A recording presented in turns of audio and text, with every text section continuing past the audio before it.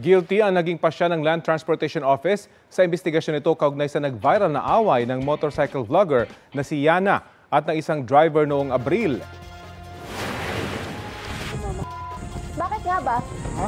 Bakit nga ba? Bakit nga ba? Bakit nga ba? Alam mo kung lubak-lubak yung daan. You tell me. Bakit nga ba? Hindi. No, you tell me. You tell me. Bakit nga ba?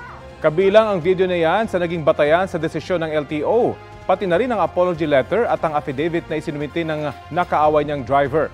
Sa desisyon ng LTO, guilty ang pasya nila sa mga reklamong reckless driving at operating a motor vehicle without side mirrors na isinampa laban sa vlogger. Absuelto naman siya sa reklamong motor vehicle without attached number plates dahil hindi naman siya ang registered owner ng motorsiklo. Kaya alinsunod sa desisyon, mananatiling suspendido ang driver's license ni Yana hanggat hindi niya isinusuko ang ginamit na motorsiklo sa viral video na inamin niyang hindi kanya. Suspendido rin ang license plate ng motorsiklong nakarehistro kay Yana at pinapakumpiska yon sa mga otoridad. Pinagmumulta rin siya ng kabuang 7,000 piso para sa dalawang offense. Wala pang pahayag ang nasabing rider.